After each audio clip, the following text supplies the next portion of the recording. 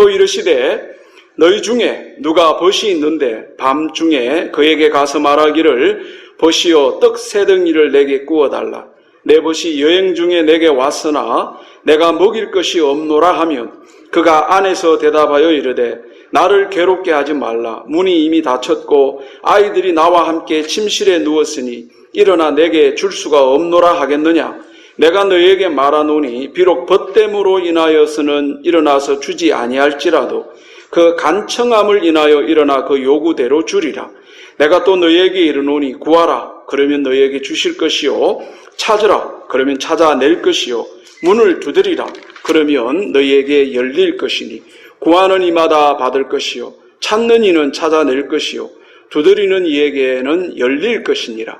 너희 중에 아버지 된 자로서 누가 아들이 생선을 달라 하는데 생선 대신에 뱀을 주며 알을 달라 하는데 정갈을 주겠느냐. 너희가 악할지라도 좋은 것을 자식에게 줄 줄 알거든 하물며 너희 하늘 아버지께서 구하는 자에게 성령을 주시지 않겠느냐 하시니라. 아멘. 자, 우리 오늘은요, 갑자기 찾아온 인생 문제 앞에서라는 제목을 가지고 우리 하나님 말씀 전해드리겠습니다. 제가 하나님 말씀 준비하는 동안에 저의 그 셀폰이 먹통이 된 적이 있었습니다. 여러분도 그런 경험이 있죠? 갑자기 스크린이 블랙아웃 돼가지고 어떻게 조치를 취해야 될지 모를 그럴 때가 있지 않습니까? 그때 우리는 보통 이 5G 전파에 문제가 있다 생각하지 않고 디바이스, 기계에 문제가 있을 거라고 우리는 다 생각을 합니다. 그래서 저도 이 셀폰 작동에 방해가 되는 문제를 좀 해결해 보려고 응급처치를 하면서 이제 폰 전원을 껐다 켜기도 하고 또 유심 칩을 뺐다가 또 다시 끼워보기도 했습니다. 다행히 이제 다시 화면이 돌아와서 지금까지 잘 쓰고 있는데요. 이런 일을 겪으면서 기도 응답에 대한 것을 저는 좀 생각하게 됐습니다. 여러분, 기도 응답이 없을 때 우리는 대개 내게 문제가 있을 거라고 생각하지 않고 응답하지 않는 하나님의 무슨 문제가 있을 거라고 우리 하나님께 비난을 하려고 합니다. 기도하는 나는 아무 문제 없는데 하나님이 기도 응답을 안 해주신다는 거죠. 하나님이 너무 옹졸하고 하나님이 너무 더디 일하시는 것 같은 그런 생각이 드는 거죠. 여러분, 그렇지 않습니다. 하나님께 문제가 있는 게 아니라 기도하는 나에게 문제가 있을 수가 있습니다. 내가 기도를 거릇되게 했다거나 또 나의 삶에 뭔가 꼬여있는 문제가 있다거나 혹 내가 배워야 될 기도에 대한 새로운 교훈이 있다거나 우리 그렇게 생각을 해야 됩니다. 우리 기독교 실존주의 철학자인 케르케고르가 그의 책 크리스찬 디스코스라는 책에서 기도에 대해 이렇게 가르칩니다. 어떤 사람이 기도를 했는데 처음에는 기도는 말을 많이 하는 거라고 생각했다는 거죠. 그러나 그는 점점 더 조용하게 되어서 기도는 듣는 것이라는 사실을 깨달았다. 이렇게 얘기를 했습니다. 그렇습니다. 여러분, 기도는요, 이렇게 하면서 우리가 성장하는 거고 배워야 됩니다. 여러분, 우리의 기도는 조금씩 성장해야 됩니다. 현재 내가 하는 그 기도는 완벽하지 않다는 걸 여러분들 인정하셔야 됩니다. 내가 하는 기도에 문제가 있을 수 있다는 것을 여러분들이 인정하셔야 됩니다. 여러분, 기도는요, 멈추지 않고 성장하는 것이고 배워나가야 되는 것입니다. 오늘 우리가 읽은 이 말씀에 보면 예수님의 제자들이 어느 날 예수님께 와서 기도를 가르쳐 달라고 합니다. 제자들이 예수님께 기도를 가르쳐 달라고 요청한 것은 그들이 기도를 한 번도 해본 적이 없는 사람이어서가 아닙니다. 그들은요, 하루에 3번씩 기도하는 유대인들입니다. 그들은 기도하는데 이력이 있는 사람이라니까요. 그럼에도 제자들이 기도를 가르쳐 달라고 요청한 이유는 예수님이 하고 있는 기도와 자기들이 하고 있는 기도에 뭔가 다름이 있음을 느꼈기 때문입니다. 내 기도가 이대로는 안 된다. 그 제자들은 그들의 그 하는 그 기도가 지금보다 좀 더 업그레이드 되기를 원했습니다. 그래서 예수님께서는 제자들에게 우리가 잘 알고 있는 주기도문, 하늘에 계신 우리 아버지여 이름이 거룩히 여김을 받으시며 이런 기도문을 가르쳐 주죠. 그리고 오늘 우리가 읽었던 5절부터 13절에 나오는 이 내용을 그러면 이 기도문을 가르쳐 주고 왜 우리가 기도해야 되는지, 그리고 기도할 때는 우리가 어떤 마음과 어떤 자세를 가지고 기도해야 되는지를 연이어서 가르쳐 주고 있는 거죠. 오늘 예수님이 기도를 가르치기 위해서 한 비유를 들고 있습니다. 어느 마을에 여행 중에 있는 친구가 밤늦게 방문을 합니다. 밤중에 갑자기 찾아온 친구를 맞이한 이 사람은 굉장히 당황했고, 또 그날 여러분 이스라엘은요, 그날 먹을 떡을 그날 다 먹고 그 다음날 또 새로 하거든요. 이제 식구들하고 다 먹고 없는데 갑자기 찾아왔는데 친구에게 줄 빵이 없는 겁니다. 그래서 이제 이 빵을 구하기 위해 가지고 자기 같은 동네에 사는 친구 집을 찾아가죠. 또 이르시되 너희 중에 누가 벗이 있는데 밤중에 그에게 가서 말하기를 벗이여 떡 세 덩이를 좀 구워달라. 내 벗이 여행 중에 왔는데 내가 먹일 게 없다. 이렇게 말씀하는 거죠. 여러분 한밤중에 갑자기 이 떡 세 덩이를 빌리러 온 이 친구의 요청을 받은 이 사람은요, 야 우리 집에 다 잠자리 다 들었다. 지금 몇 시인데 떡 빌리러 오냐. 굉장히 곤란해합니다. 근데 이 사람이 떡을 내어줍니다. 그죠? 우리 뭐라고 말합니까? 내가 너에게 말하는데 비록 벗됨을 인하여서는 안 준다 하더라도 그 간청함 때문에 일어나 준다. 이렇게 말하고 있습니다. 도대체 저 간청함이 뭐길래 벗 때문에는 안 줘도 저 간청함 때문에는 응답해 주겠다. 이렇게 말씀하고 있거든요. 그래서 저 간청함이 뭔가를 우리가 좀 연구를 해봐야 됩니다. 자, 간청함이 뭐냐? 헬라 말로 아나이데이아라는 단어를 쓰는데요. 여러분 이거는요, 빌고 그냥 귀찮게 하고 뭐 줄 때까지 그냥 이런 게 아니고요. 저 간청함의 뜻은 수치를 면하게 하다. 그 명성에 손해를 끼치지 않다. 이런 뜻이 있더라고요. 여러분 이 말은 이 떡을 요청하는 사람의 그 수치를 면하도록 하기 위해서, 떡을 요청하는 사람의 명예를 손상시키지 않도록 하기 위해서 요청하는 대로 준다라는 이런 뜻이 있다는 거죠. 여러분 이 비유를 이해하기 위해서 당시 이스라엘 문화를, 습관을 이해해야 됩니다. 예수님 당시에 이스라엘의 관습은 나그네를 대접하지 못하는 이것을요, 그 집의 수치고 그 마을의 수치로 여겼습니다. 그래서 자신의 집에 손님이 방문했는데 줄 떡이 없어서 이 손님을 그냥 방치했다?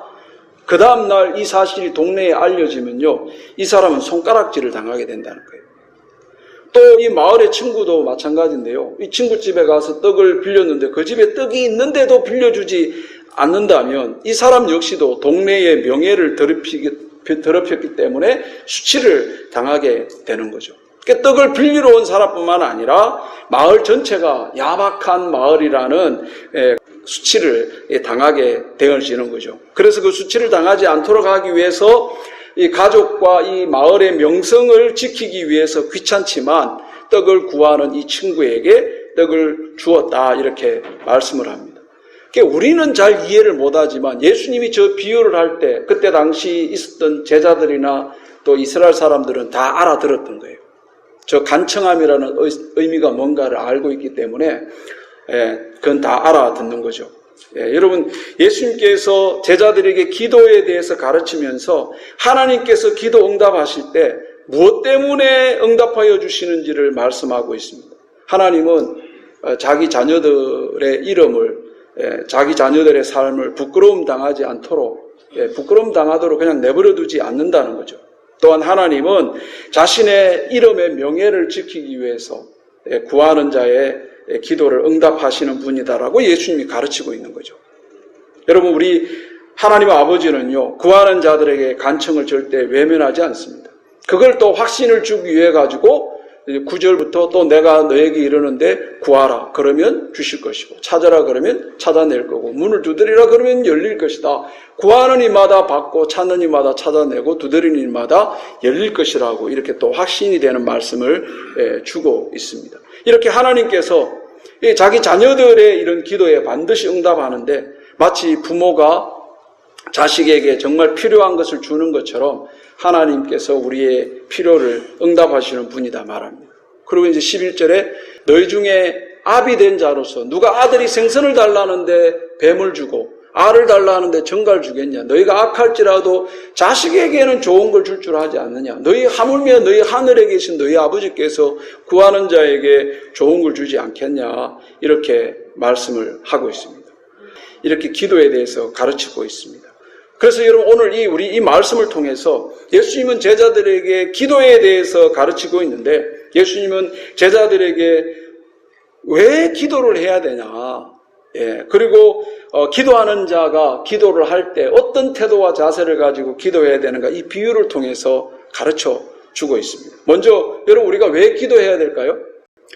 한밤중에 갑자기 찾아오는 친구 때문에 우리가 기도의 자리로 나가야 됩니다. 우리 5절 보세요. 누가 벗이 있는데 밤중에 찾아오는 거죠. 그러니까 예수님은 제자들에게 우리가 기도할 수밖에 없는 상황이 갑작스럽게 찾아온다는 거죠. 밤에 친구가 찾아오듯이 갑자기 우리의 삶에 이런 문제들이 찾아온다는 거죠. 언제 온다고 미리 말해주면 좋겠지만은 예상하지 못했던 시간에 갑자기 찾아오는 친구들이 있다라는 거죠. 그럼 이 친구는 누굴까요? 어떤 사람에게는 심각한 병일 수가 있습니다. 어떤 사람에게는 자녀 문제일 수 있고요. 어떤 사람에게는 직장과 진로의 문제일 수 있습니다. 그냥 정기검진하러 갔는데 근데 뭐가 보인다는 거죠. 정밀 진단을 좀 받아보자. 그래서 병원에 갔더니 일주일 후에 연락이 왔는데 혼자 오지 말고 보호자랑 같이 오라는 거죠. 그래서 의사를 만났더니 6개월 넘기기 힘들다 이런 말을 하는 거죠. 나는 거절하고 싶은데 나는 피하고 싶은데 아직은 때가 아니라고 말하고 싶은데 갑자기 찾아오는 친구가 있다는 거예요. 여러분 우리의 삶에 이렇게 갑자기 찾아오는 친구들이 있습니다. 그게 자식 문제일 수도 있고요. 직장 문제일 수도 있고 또 결혼의 위기일 수도 있고 인간관계의 문제일 수도 있고요. 경제적인 문제일 수도 있습니다. 형편 좋을 때면 뭘 못 감당하겠습니까? 준비 다 돼 있는데 찾아오면 좋겠지만은 전혀 준비되지 못한 때에 갑자기 찾아오는 문제가 있다는 거죠. 바로 그럴 때 어떻게 하면 좋을까요? 예수님의 비유 속에 등장하는 이 사람은요, 갑자기 찾아온 이 친구의 문제를 해결하기 위해 다른 친구를 찾아가죠. 그리고 그에게 자신의 문제를 말하고 해결할 수 있도록 도와달라고 부탁을 합니다. 예수님은 이 비유를 통해서 기도는 이런 것이다. 기도는 뭐냐? 갑작스럽게 찾아온 이 친구의 문제를 해결하기 위해 또 다른 친구를 찾는 것이 기도라고 말씀을 하는 거죠. 나에게는 없어요. 내가 감당할 실력과 능력이 없단 말이에요. 내가 갖고 있으면 해결하겠지만 내가 갖고 있지 않다는 거죠. 내가 가지고 있지 않는 것을 가지고 있는 친구를 찾아가는 게 기도라고 말하고 있는 거죠.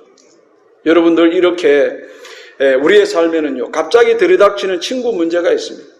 내가 감당할 준비가 되어 있을 때 찾아오면 좋겠지만 준비되지 않은 때 갑자기 찾아오는 문제가 있습니다. 그런데 사실 우리의 삶의 더 큰 문제는요, 밤에 갑자기 찾아오는 친구도 문제지만 우리 인생의 더 큰 문제는 이 문제를 해결하기 위해서 올바른 친구를 못 찾는 게 문제입니다. 나의 이 문제를 해결하기 위해서 잘못된 방법을 찾게 되어지면 여러분 우리 인생은 도둑질 당하게 됩니다. 예수님은 이렇게 말씀하죠. 요한복음 10장에 도둑이 오는 건 도둑질하고 죽이고 멸망시키는 것뿐이지만 내가 온 것은 양으로 생명을 얻게 하고 더 풍성히 얻게 하려고 나는 선한 목자다. 여러분 우리 주변에는요 저런 도둑도 있고 강도도 있습니다. 야비한 사람도 있습니다. 또한 우리 주변에는 선한 목자도 함께하고 있습니다. 여러분 우리 인생에 갑자기 찾아오는 이 문제를 해결하기 위해서 우리가 잘못된 방법을 찾으면요 우리 인생 도둑질 당하고 강도질 당하게 되는 겁니다. 그러나 우리가 이 선한 목자를 찾으면 그분은 우리에게 생명을 주시고 그 생명을 풍성하게 하실 수 있다고 말합니다. 그분이 누굽니까? 그분이 예수 그리스도 아닙니까? 여러분 우리가 왜 기도합니까? 그것은요 우리의 인생에 밤에 갑자기 찾아오는 친구가 있기 때문이라고 말씀하고 있습니다. 내가 준비되지 않은 때 갑자기 찾아오는 문제들이 있다. 그 기도는 뭐냐? 밤중에 갑자기 찾아오는 이 문제를 해결하기 위해 우리의 아버지 되신 하나님께 나가는 것이 기도다. 이렇게 말씀하는 거죠. 여러분, 그래서 갑자기 찾아오는 이 문제 앞에, 이 친구 앞에 여러분 우리 절망하거나 낙담할 게 아니라 이 문제를 해결하실 수 있는 아버지를 찾는 것. 그것이 바로 기도라고 예수님이 말씀을 하는 거죠. 두 번째 교훈은요, 우리가 이런 아버지께 나아가서 기도할 때 어떤 마음을 갖고 기도해야 되느냐? 간청함을 해결하실 걸 믿고 기도하셔야 돼요. 저 간청함의 문제를 해결하실 것을 믿고 기도하셔야 됩니다. 8절 보세요.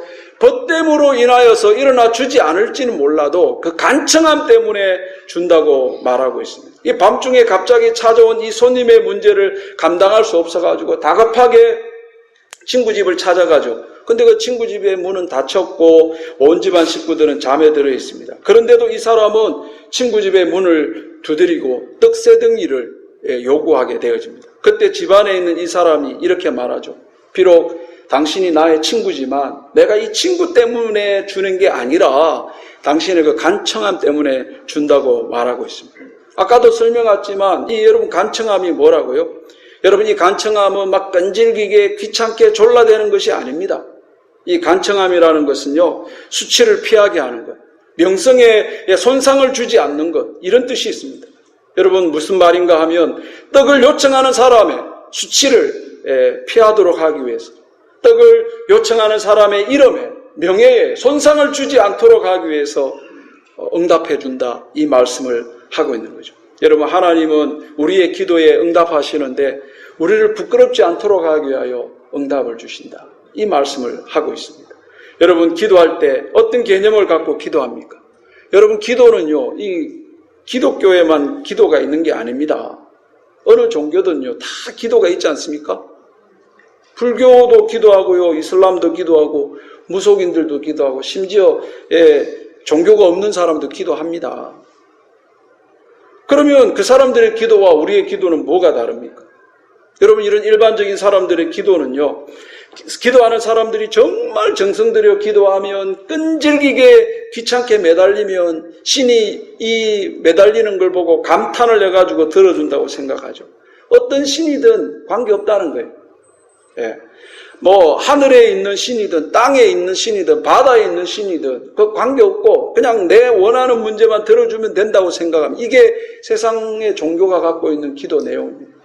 그래서 비나이다 천지신명께 빈다 그러잖아요. 천지, 하늘과 땅에 신이 명예 갖고 내 소원하는 것만 이루어주면 된다고 생각을 하는 거죠. 그래서 여러분 일반 종교가 갖고 있는 이 기도는요, 이 들어주는 신이 누군가 관심 없습니다. 내가 얼마나 열심히 기도하나, 내가 얼마나 끈질기게 기도하나, 여기에 이게 중요한 거죠. 근데 여러분 우리 기독교의 기도는 다릅니다. 그래서 오늘 예수님께서 제자들에게 기도를 가르쳐주고 있는 거죠. 예수님이 가르쳐준 기도 내용을 보면요, 기도를 정성들여 해라, 끈질기게 해라, 이런 문제라고 하지 않고 기도는 하나님과의 관계 문제라고 말합니다. 너희는 기도할 때 이렇게 해라. 아버지요. 아버지요. 뭘 강조하고 있죠? 기도하는 사람과 기도를 들어주시는 하나님과는 무슨 관계 있다고요? 아버지 관계라는 거예요. 아버지. 여러분 우리의 기도를 들으시는 하나님은요, 우리에게 있어서 아버지라고 말씀하는 겁니다. 이게 여러분 우리의 기도의 힘이고 원동력이고 기도의 근거가 된다 말씀을 하고 있는 거죠. 여러분 우리의 기도를 들으시고 응답하시는 하나님은 우리에게서 아버지십니다. 하나님께서 우리에게 기도 응답하실 때 여러분 이 관계성 때문에 응답한다는 거예요. 우리가 뭐 잠을 안 자고 철야기도 하고 밥도 안 먹고 금식기도 하고 정말 열과 정성을 다해서 기도해서 하나님이 감탄해서 응답하시는 것이 아니라 하나님이 우리 아버지 되시기 때문에 응답하신다 말씀하는 거죠. 그리고 예수님은 여기에 하나 더 말씀하는데, 하나님은 자기 자녀들의 부끄러움을 당하지 않는 간청함 때문에 우리를 부끄러움 당하지 않도록 하기 위해서 이 응답을 해주신다고 말씀하고 있는 거죠. 여러분 하나님은요 자기 이름을 걸고 우리의 문제를 해결하십니다. 이거를 많이 경험했던 게 다윗입니다. 다윗이 시편 23편에 시편 23편의 다윗이 하나님의 이름을 경험하는데요. 그가 나를 푸른 초장에 누이시고 실만한 물가로 인도하고 내 영혼을 소생시키고 자기 이름을 위하여 의의 길로 우리를 인도한다고 말씀을 하고 있습니다. 여러분, 하나님은요, 하나님의 이름을 걸고 우리를 위해 지금 일하고 있다는 거죠. 여러분, 이거 이해하는 게 어렵지 않습니다. 여러분, 우리도요, 우리의 이름이 걸려 있으면 이전과 다른 마음을 가지고 일하지 않습니까? 예. 제가 이번에 아틀란타 가는 것도요, 제 이름이 걸려 있어가지고, 시추위원장이라는 이름이 걸려 있어가지고, 이 먼 거리를 갔다 와야 됩니다. 예. 여러분들도 그냥 갑자기 여러분이 뭐 장이 된다거나, 이렇게 되면 이전과 다른 막 에너지가 나지 않습니까? 그죠? 이전과 다른 아이디어가 막 생기고 그러지 않습니까? 예, 여러분, 사람도 자기 이름이 걸려 있으면 이전과 다른 마음 가지고 최선을 다하지 않습니까? 그런데 하물며 하나님께서 자신의 이름을 걸고 의의 길로 인도하신다면 우리가 안심할 수 있지 않겠습니까? 그죠? 우리를 인도하시는 그 하나님의 인도하심의 속도가 우리가 원하는 만큼 빠르지 않을 수도 있고요. 또 하나님이 너무 러시해가지고 우리가 못 쫓아갈 때도 있지만은 이 모든 일들은 하나님은 자기 이름을 걸고 이 일을 하신다는 것을 말씀하고 있는 거죠. 베드로도 이 예수 그리스도의 이름의 능력을 체험했습니다. 우리 사도행전 3장에 베드로가 은과 금은 내게 없지만 내게 있는 걸 주는데 나사렛 예수 그리스도의 이름으로 일어나 걸으라고 합니다. 저 말씀의 배경이 40년 동안에 한 번도 걸어본 적이 없는 사람이 성전 미문에서 구걸하고 있습니다. 그래서 베드로와 요한이 성전에 기도하러 들어가는데 저 40년 동안 걷지 못했던 걷는데 장애를 가진 사람이 베드로에게 돈을 요구하는 거죠. 예. 이 병자는요, 자기에게 필요한 것이 돈인 줄 알았습니다. 그것만 있으면 인생의 문제 해결될 거라고 생각했어요. 먹을 것만 채워지면, 돈만 있으면 인생의 문제가 해결될 거라고 생각하는데, 그런데 그렇게 40년을 살아왔는데 문제가 해결이 안 되지 않습니까? 그래서 베드로와 요한이 나사렛 예수 그리스도의 이름으로 이 사람의 문제를 해결하는 거죠. 여러분, 이렇게 하나님은 우리의 영혼을 소생시키시고 또 우리의 의의 길로 인도하시기 위해 자기 이름을 걸고 일하시는 분임을 우리에게 말씀을 하는 거죠. 그래서 기도는요, 하나님을 아버지로 만나는 것이고 또 기도는 하나님이 자신의 이름을 걸고 또 하나님께서 우리 자녀를 부끄럽게 하지 않도록 하기 위해서 일하시는 것이다 하는 걸 우리가 배우게 되는 거죠. 그래서 11절에 보세요. 너희 중에 아버지 된 자로서 누가 아들이 생선을 달라는데 생선 대신에 뱀을 주고 저 말씀을 하는 거죠. 너희가 악할지라도 자식에게는 좋은 거 주지 않느냐. 여러분, 기도가 뭐라고요? 기도는 자식이 아버지와 만나는 시간입니다. 너희가 악한 부모라 하더라도 자식에게는 어떻게든 좋은 걸 주려고 하지 않느냐. 우리 하나님 아버지도 역시 자녀가 원하는 그것들 응답하시는데 좋은 것으로 응답해 주시는 하나님이라는 걸 믿고 기도하라 말씀하는 거죠. 여러분, 오늘 이 말씀은 하나님께서 기도 응답하시는 그 이유가 우리를 하나님 막 귀찮게 하고 성가시게 하고 졸라대면서 하나님이 마지 못해가지고 아니면 감동을 해가지고 기도 응답하실 수밖에 없다라는 그런 교훈이 아닙니다. 하나님 우리에게 기도 응답하시는 이유는요, 하나님이 우리 아버지 되시기 때문입니다. 그 관계에서 응답하시는 거예요. 그리고 하나님이 응답하시는 것은 우리를 명예롭게 하십니다. 우리를 부끄럽게 내두지 않는다니까요. 우리를 초라하게 두지를 않는다는 거죠. 그래서 그거 간청함 때문에 준다고 말씀을 하고 있는 거죠. 마지막으로 우리 하나님 아버지 앞에 우리가 기도할 때요, 하나님은 가장 좋은 걸 응답해 주신다. 가장 좋은 걸 응답해 주신다는 것을 믿고 기도하라는 거예요. 우리 13절 보세요. 아버지께 구하는 자에게 성령을 주지 않겠느냐. 여러분, 우리 하나님 아버지는 우리가 기도할 때 우리에게 가장 좋은 것으로 응답하십니다. 우리가 기도할 때 가끔씩 이거 내가 너무 이기적 기도를 하는 거 아닌가? 우리가 기도할 때 내가 너무 과한 것을 구하고 있지 않나? 아니면 내가 욕심이 너무 없나? 내가 너무 뻔뻔스럽지 않나? 여러분, 이런 거 걱정하지 마십시오. 여러분, 우리가 뻔뻔하게 기도한다 하더라도 하나님은 우리에게 뭘 준다고요? 좋은 걸 주십니다. 우리의 수준으로 좋은 게 아니라 하나님의 눈으로 좋은 것을 우리에게 응답해 주시는 거죠. 부모가 아이를 바라보는 그 수준이 아이가 자기가 원하는 수준과 다르지 않습니까? 그죠? 우리 부모가 자식을 생각할 때 달란다고 다 줍니까? 그 부모가 자식에게 줄 때 그 기준은 항상 뭐죠? 자녀에게 유익이 되도록 주는 거거든요.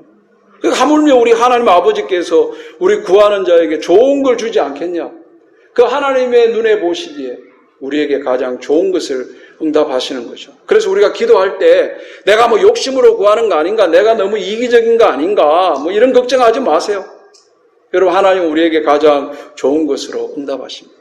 그러니까 걱정하지 마시고 일단 구하십시오. 이게 좋은 기도인지 나쁜 기도인지 여러분이 따지지 마시고 일단 구하십시오. 그리고 좋은 걸 응답하시는 하나님께 맡겨두시기 바랍니다. 오늘 본문에서 예수님은 기도하는 자에게 아버지께서 뭘 준다고 말하냐면 성령을 주신다고 말씀합니다. 왜 그럴까요? 우리에게 하나님은 기도할 때마다 우리에게 성령을 이렇게 성령이 일하시게 하는데 왜 그럴까요? 그것은요, 우리 대부분이 우리가 이게 전부인 줄 알고 구하는데 그거는 어떻게 보면 다 일부분입니다. 우리가 전체를 다 못 본다니까요. 이게 제일 필요할 것 같아가지고 이 문제 해결해 달라고 그냥 했는데 그것 때문에 나중에 후회될 일이 있습니다. 그것 때문에 마음에 근심이 될 때가 있다니까요. 여러분, 우리는 너무 부분적으로 보거든요. 이 직장 문제가 해결되면 좋을 것 같아가지고 이게 그 문제만 해결되어지면 막 인생의 문제가 해결될 것 같은데 그렇지 않더라는 거죠. 그래서 여러분, 우리가 이런 밤에 갑자기 찾아오는 문제를 놓고 우리가 기도할 때마다 하나님 우리에게 성령이 일하게 하십니다. 성령을 주시겠다고 말씀을 하는 거죠. 그래서 우리가 어떤 기도 제목을 가지고 나왔든 간에 하나님은 성령을 보내주셔서 성령이 일하게 하십니다.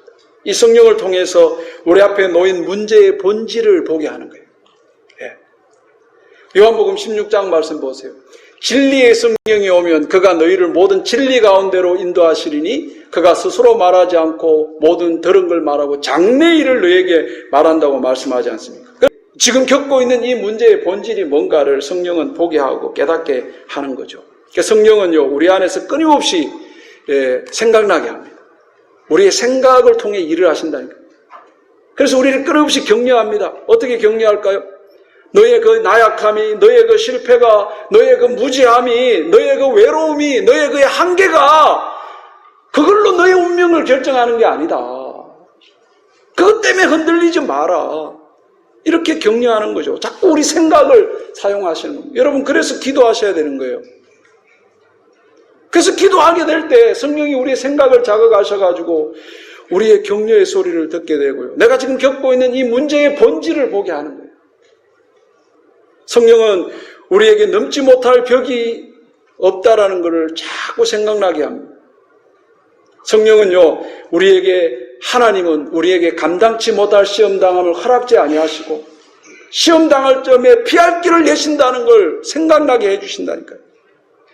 그래서 이기게 하는 겁니다. 사도행전 1장 8절 보세요. 오직 성령이 너에게 임하시면 너희는 권능을 받고 예루살렘과 유대와 사마리아 땅끝까지 이르러 내 증인이 된다. 여러분, 저게 무슨 말씀일까요? 성령이 임하면요, 경계를 뛰어넘는다는 거예요.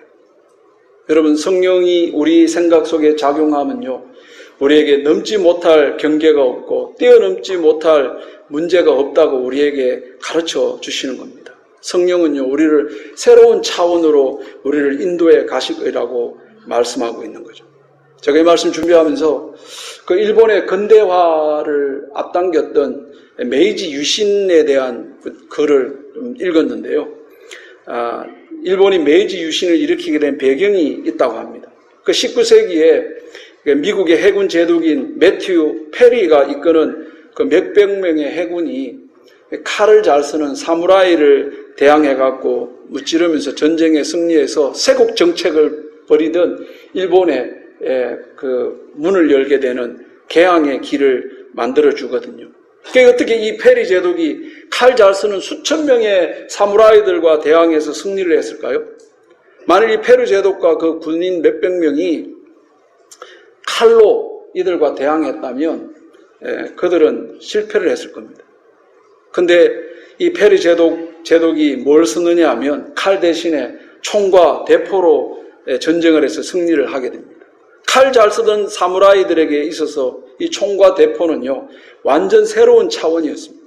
이 총과 이 대포라는 이 새로운 차원 앞에 칼은 무기력하게 무너질 수밖에 없었던 거죠. 그래서 훗날 일본은요, 이 패배를 교훈 삼아가지고 메이지 유신을 일으키게 되고, 이 새로운 차원의 힘을 가져야 된다는 인식하고 적극적으로 서구 문명을 받아들이게 되고, 그래서 일본 또한 총과 대포로 무장을 합니다.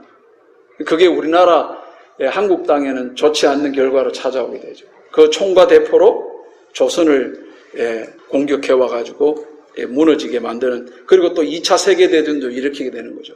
근데 그렇게 승승장구할 것 같은 일본이 또 한 번 패전 국가가 됩니다. 이번에 미국은 일본을 대항해서 총과 대포로 승리한 게 아니라 원자폭탄으로 승리합니다. 이 핵폭탄이라는 새로운 차원 앞에 총이나 대포가 의미가 없게 되어지는 거죠. 미국 전쟁의 승리의 요인은 기존의 한계를, 경계를 뛰어넘는 이런 새로운 차원의 힘이 있었기 때문에 승리를 하게 된 겁니다. 우리 사도행전 말씀에 너에게 성령이 임하면 우리의 경계를 뛰어넘을 수 있다고 말씀을 하는 거죠. 예루살렘이라는 경계, 사마리아라는 경계, 유대라는 그 경계를 넘어서게 하는 거죠. 예수님은 우리에게 기도에 대해서 가르치면서 우리가 기도하면 하나님은 우리들에게 성령을 주신다고 말씀을 하는 거죠. 이 성령으로 우리의 문제를 보게 하고, 이 성령으로 문제의 본질을 보게 하고, 이 성령으로 우리의 현실을 견디게 하고 이기게 하는 거죠. 여러분, 오늘날 이 시대는 자기를 사랑하고 돈을 사랑하고 하나님을 모독하고 부모에게 불순종하고 감사할 줄 모르고 불경하고 무정하고 한번 원한을 풀면요, 눈에 흙 들어갈 때까지 원한 풀지 않는 이런 시대를 살아가고 있습니다. 이런 시대를 사는 우리들이 성령과 함께함으로 우리가 이런 새로운 차원의 삶을 살도록 인도해 가시는 겁니다. 여러분, 육으로 난 것은 육이고 영으로 난 것은 영입니다. 여러분, 우리 안에 성령이 역사하지 않으면 우리는 계속 육적인 것만 볼 수밖에 없습니다. 육적인 걸로만 세상을 해석할 수밖에 없는 것입니다. 우리의 삶 속에서 우리가 성령을 의지하면 성령은요, 우리를 높이 날게 해서 새로운 차원의 삶으로 인도하여서 우리 앞에 있는 이런 문제의 경계를 뛰어넘게 하신다고 하는 거죠. 그래서 여러분, 우리가 기도하면 하나님은 우리에게 이 성령으로 충만하게 하십니다. 기도할 때마다 성령은 우리의 생각을 자극하셔가지고 우리의 이 문제를 뛰어넘게 하고 문제의 본질을 보게 하시는 거죠.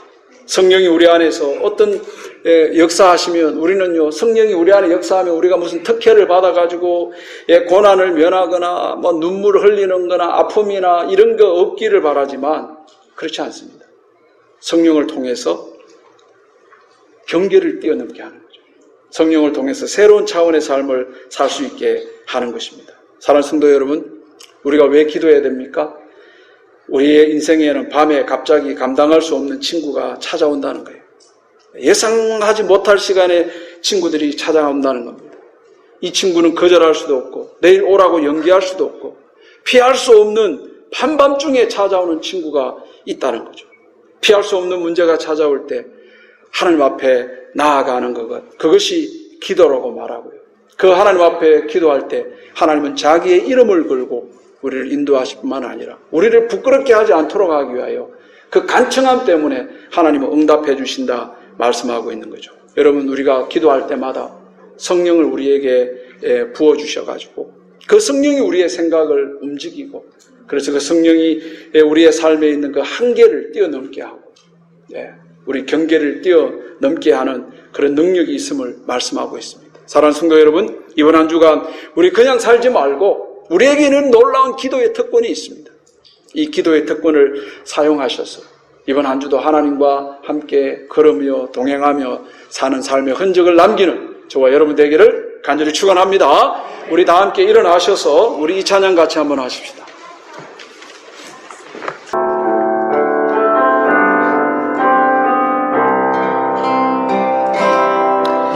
날이 저물어 갈 때 물들에서